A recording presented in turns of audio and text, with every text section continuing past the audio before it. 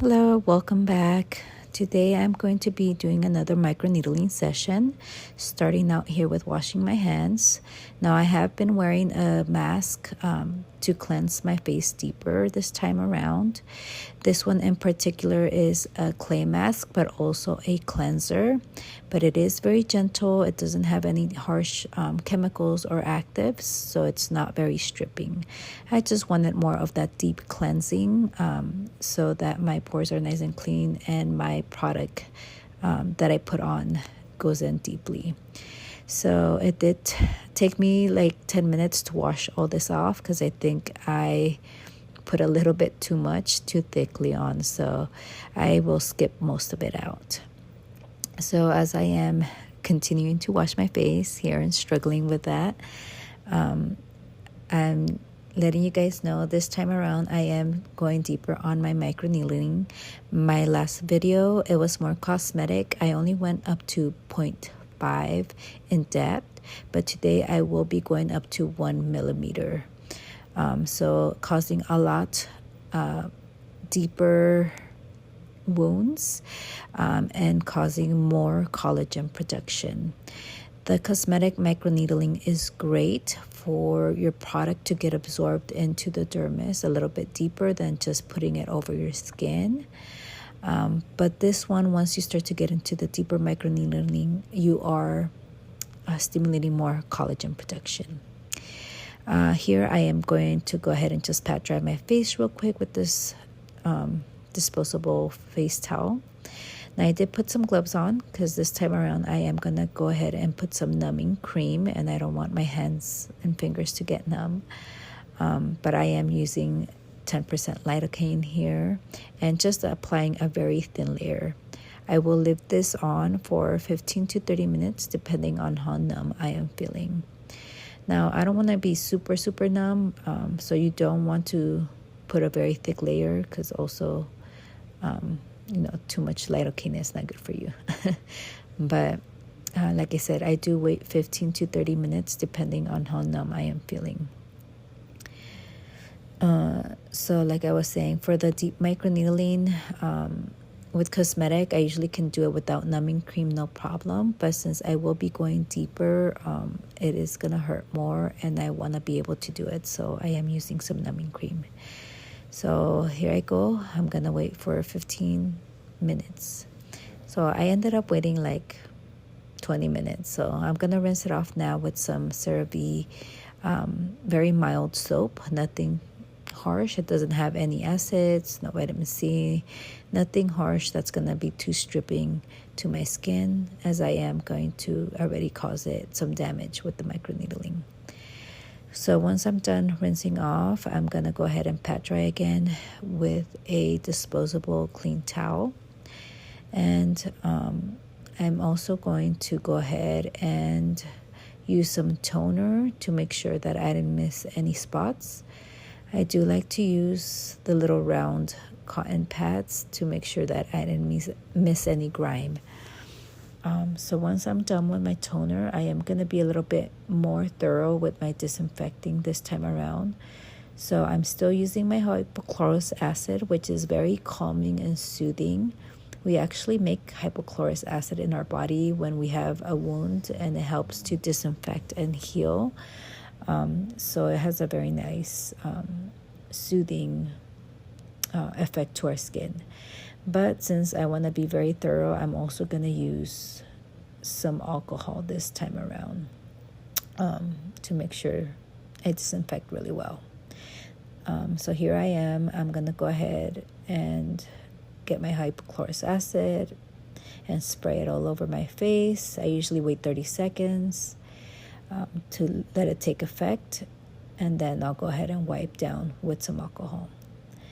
I don't like alcohol because it's so strong. It irritates my eyes, but we want to make sure that we are disinfecting good and preventing any infection. So once I'm done disinfecting, I'm going to go ahead and disinfect my area while my face dries off a little bit. I am very thorough. I am going to use some Clorox disinfecting wipes to just disinfect the surface while I'll be placing my tools. And I'm gonna go ahead and disinfect around my sink. I'm not gonna use the inside of my sink. When I am microneedling, I will not touch anything else except for my disinfected tools and my disinfected face to keep it clean. My Dr. Pen does have a nice little box, so I use that to hold my tools while I am microneedling. I'll go ahead and wipe down the whole box, the pen, and anything else that I'm going to use during my session. So once I am done disinfecting my pen and my box, I'll go ahead and set it on my disinfected surface, and I'll put my pen in the box, and I'll also disinfect any serums that I will be using. And today I'm going to be using the Curanex Glow and Shine. This is an excellent serum if you're looking for anti-aging and evening out your skin tone if you have some hyperpigmentation. It's not the most expensive, so it's a great starting serum if you don't know where to start. I do recommend this one. And I'm also going to take out my microneedling. Today I am using a 36, but I am working my way down to using the little thicker needles. So my next one will be either a 28 or a 32 for the next session. I'm also going to use some hyaluronic acid. The Curanex is a great serum, but it is thicker and it dries up fast. So the hyaluronic acid is going to be excellent to create that slip and glide while we microneedle, and then apply a Curanex right after we're done microneedling the area so it gets absorbed deeply. Now, some people do use like a multi-use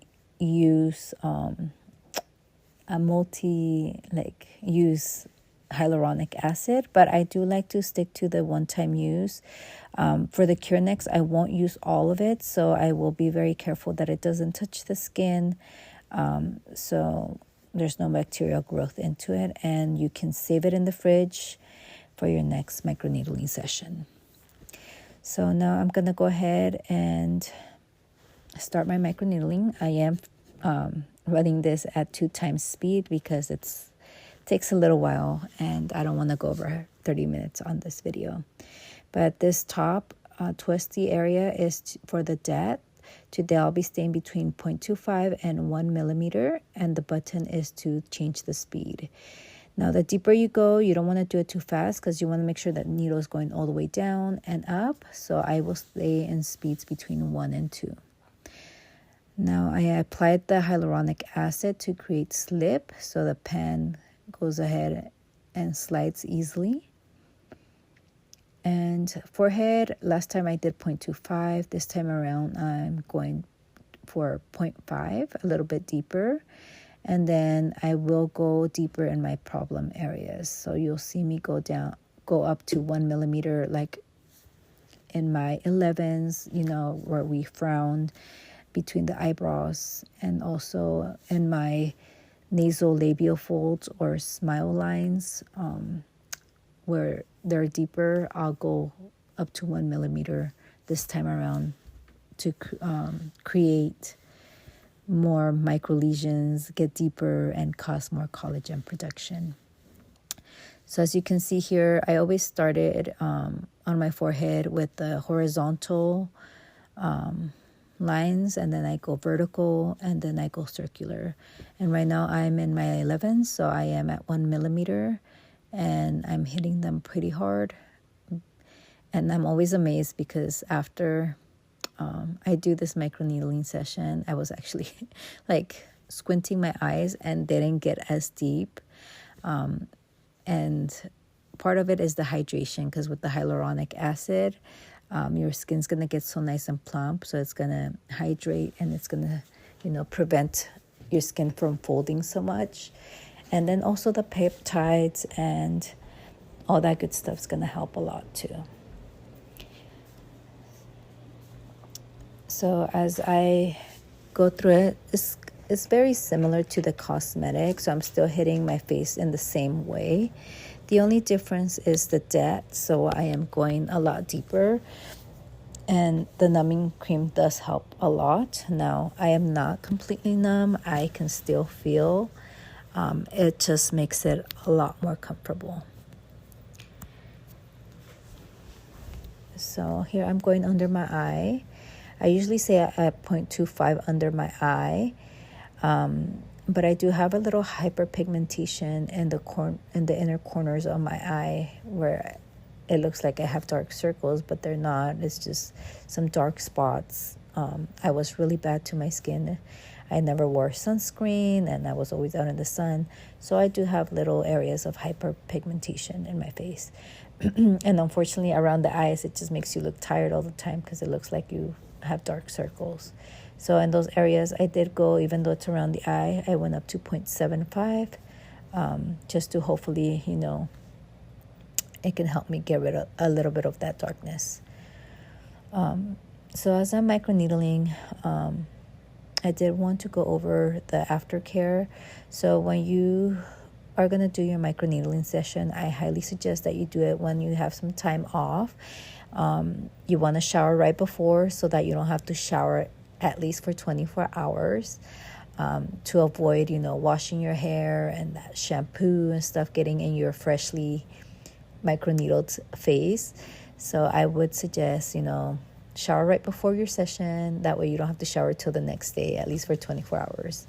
You also want to avoid even sunscreen for the first 24 hours. You really want to try to avoid putting any other products on your skin for the first 24 hours.